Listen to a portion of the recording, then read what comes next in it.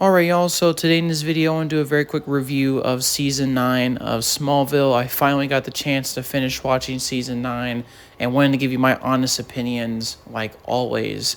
Like all my previous Smallville videos, I don't really have any future knowledge of the series, and I wanted to give you my pros, my cons, and my overall opinions, beyond also some other stuff I might mention for Season 9. So going into Season 9, I was really intrigued to see where the series went, especially considering the fact that Season 8 was starting to embrace more and more of the superhero stuff, not really going full deep dive into some of the more popular and well-known comic elements of the Superman comics and the DC universe, but more and more it's dipping its toes slowly into this. I mean, the big thing with the last season was that Clark had basically become, in a way, kind of an early version of Superman, the Blur. And that continues here. You know, he's embraced his training from Jor-El. He's continued with the Blur, but with an all-new get-up, a very Matrix-inspired get-up. I also get really big Batman vibes in his costuming. But, I mean, he has the shirt with his family's crest. Obviously, a huge thing with Superman. And he also, like I said, is kind of embracing as kind of a different identity. But, not, like I said, it's getting there to Superman, but not quite. You know, like I said, it's right on the edge, but it's not quite Superman. And we have a lot of other interesting, comic booky elements and storylines here. The big one is that Zod, at least a clone of Zod in an earlier version of the character, he's just Major Zod in this show, or this season, excuse me, is really the protagonist here. And Clark has to deal with that. And for, like I said, a good majority of the series, Zod doesn't have any powers alongside some other clones of Kandor that have come, including a clone of his father, Jor-El, but albeit early versions before Jor-El even knew he had a kid named Kal-El. And Clark has to deal with all that kind of stuff alongside Lois and Clark's relationship really blossoming, growing, becoming closer and closer to that classic Clark and Lois relationship that we know in most Superman continuities. There's also some other things. For example, Green Arrow has had a really big redemption arc in this season. He goes from really being, hanging up the tights, so to speak, really disappointed in himself. And thanks to Chloe, who has become deeper and deeper into the superhero stuff in Watchtower, pulls him out of it and becomes a superhero more so at the end. And there's, like I said, plenty of other things that are happening. For example, the Suicide Squad are here. There's a secret government organization that's led by Amanda Waller called Checkmate, and there's also this character called the Red Queen, and it's just a bunch of stuff. And like this season is really just diving deeper and deeper into the comic book stuff, which I frankly really enjoy. So to kind of get into my basic pros for this season, like I already mentioned, I really enjoy the more comic booky elements. There are some outstanding episodes in this season, but not just this season. I'm going to be frank, for the whole series.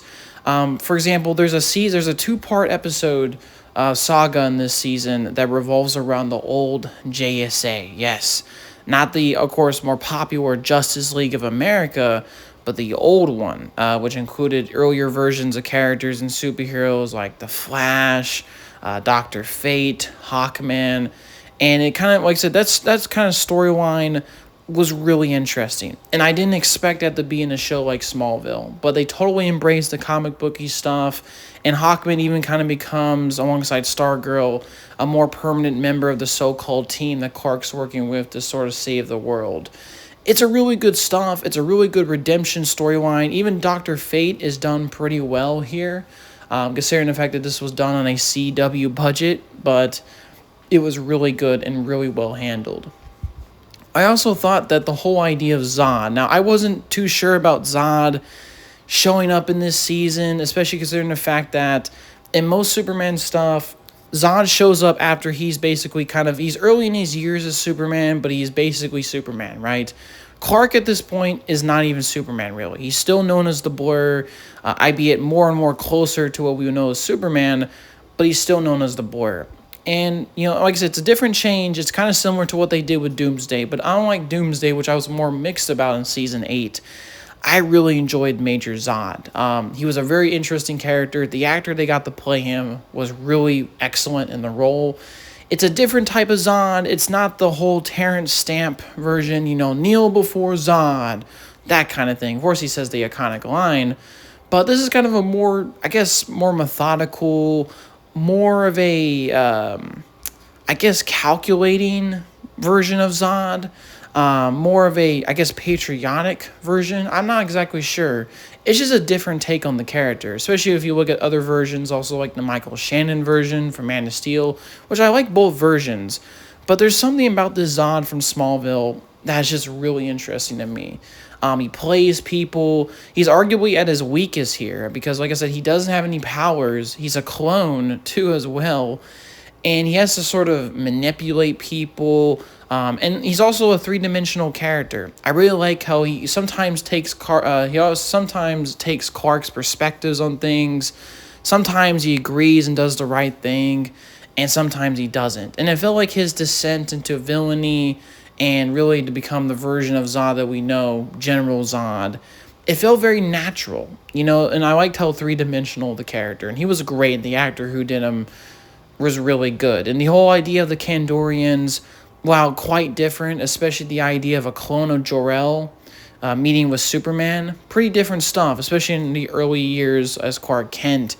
I really enjoyed that storyline. It was really good. It felt less weird than the retcon stuff that I think they did in season 7 or 8 of Smallville. It was really cool. It was sad that, the clone of Jor-El had to die because of Tess Marker, whatever her name was.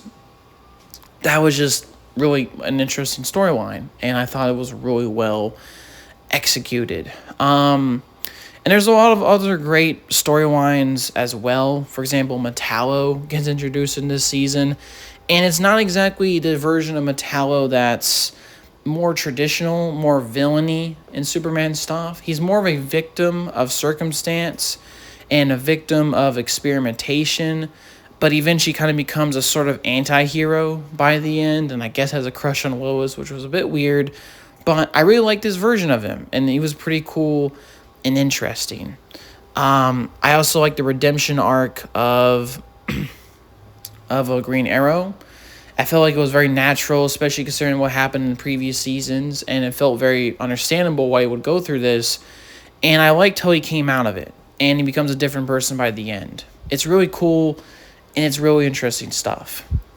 I also thought the whole nightmare future vision of stuff was pretty cool. I'd be, a little contrived, and it's, like I said, one of those big plot threads is supposed to drive the season along. But I thought that was pretty cool as well, and it was also nice that we also got a full episode in that nightmare reality. In a lot of ways, it's similar to what Snyder did later on with the Dark Side nightmare future, if you will, albeit a little bit better, arguably, than what Snyder did. And hey, Batman's not in it, and he's not using guns, so that's always a pro.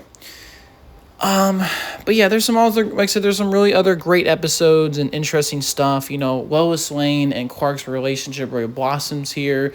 The whole thing with the Blur and Lois Lane contacting more and more throughout this season. The whole plot line that was established through that. Totally a Superman thing. And, this show, one thing I really like about season 9 is just becoming more and more of a Superman show, which is great. I mean, it should be obvious. I mean, we're 9 seasons in. Obviously, it should feel like more like a Superman show. But I don't know. Like I said, as far as we went into the series, some of the seasons felt like they were going back on their comic book stuff. So it was really nice they kept going with it, and it was really cool. I did like the Checkmate stuff and the Amanda Waller stuff. That wasn't bad. I just think that as a plot thread and an idea, it felt very strange that they introduced it like halfway through the season. I feel like that should have been introduced at the beginning of the show, just because it would have given it more time to develop and feel more natural, just because it feels a little bit weird that it was just sort of thrown into the middle of it. And I also really like the fact that the ending, how it happened, obviously lives off on a pretty tense cliffhanger, but the fight with Zod was really cool. It was well executed. The whole storyline that he basically has gone full villainy and has united his followers and basically almost starts a world invasion was really well done and well built up. It felt natural how all these things would happen throughout the course of the season. It was really cool and well executed, and I like how it all got kind of resolved. And I also like the big thing at the end of the season, which I'm sure they're going to follow up on, But Lois Lane finally finding out who the blur is, aka Clark. And I really like how it was done. Like, it wasn't done in a way, like, it was told with no words. Like, the blur kisses, Lois, and she already knows it's Clark. There's something really sweet about how it's revealed to her. Like I said, any other writer probably would have done it as a more typical conversation. But just the way it happens, and it happens without dialogue. I don't know. It's just something really cool and really interesting. Also, and again, to my thoughts on the visual effects, there is a good amount of visual effects in this show. There's more ambitious stuff. I mean, characters are flying. I would say that is a little bit better compared to other seasons, especially considering the backgrounds of certain scenes, because certain backgrounds really felt like they were sets and they were matte paintings, or you could tell they were just fake backgrounds. I felt like the CGI and the cityscape felt better in terms of quality in the backgrounds. And the CGI is still pretty solid for what it is. But, it's not high quality stuff, and it's hit and miss. Excuse me. The acting's also all good around, and, all the actors are doing a great job. Tom Welling as Superman, great. The actress who plays Lois, great. Allison Mack plays Chloe, great. I already mentioned the fact that I really enjoyed the guy who played Zod, Major Zod, great. All performances, for the most part, are really solid and good around. And I just really enjoy the fact that this season is diving more and more stuff, introducing more and more comic book stuff. And it's one of my favorite seasons of Smallville, to be frank. It feels less mixed in terms of its execution of ideas compared to the last season, where they did the whole weird thing with Doomsday. Having an early version of Zod, so to speak, while still a little bit strange, like I already mentioned, it still feels a little bit more natural compared to Doomsday, at least for me. Now I'm going to get into some of my, before I get into more of my cons, or start to get into con side of things, if that makes sense. I also want to talk about the fact that Martha Kent returns in this season. Now, she's been absent in this season, the past few seasons, and it was really nice that she came back at the end as the Red Queen, which was kind of a weird storyline they were setting up. And the twist that she was actually the Red Queen all along totally shocked me. It was a really well-executed twist. You really don't see it coming. I mean, like I said, if you know it in hindsight, obviously, or you look at some clues beforehand, you could have possibly added it up, but they were making it really seem like it could have been Chloe. I had a sneaking suspicion, for whatever reason, Lana was going to be that person. I just had some suspicion that she was going to pull a, show up out of nowhere kind of situation as she did in previous seasons. Like in Season 8 of Doomsday, she was going to show up again. And I was really worried that they were going to do that again. But I was very pleasantly surprised. Now, obviously, crazy different from Martha Kent to actually be doing crazy spy stuff like this. But I feel like in this version of the character, it makes sense and it's understandable, especially considering all the complicated stuff. And I like the fact that Clark is also trying to be an ambassador and a role model for his home people, the Kandorians. Total Superman thing to do and act, but it was great and was really well executed. Now, let's get into my cons. Now, I don't have a huge amount of cons of this season. There's just a few ideas, a few episodes that are hit and miss, like every Smallville season. I mean, these, like I said, these are usually 20-plus episode seasons. You're always going to get a bad or mid one out of that season. But there was less so in this one. And I really like how less serialized and more of a linear narrative this season was. But let's get into some of my cons. Now, there's an episode in this season that was particularly weak, and that is there's a zombie episode where a virus is broken out, and I believe it's, thanks to Zod and some of the Kandorians, and it basically becomes a Resident Evil 28 Days Later style of episode. Now, I didn't hate it. It wasn't horrible, but it just felt kind of generic. It felt kind of like run-of-the-mill. It felt like, CW is ordering that we do a Halloween episode.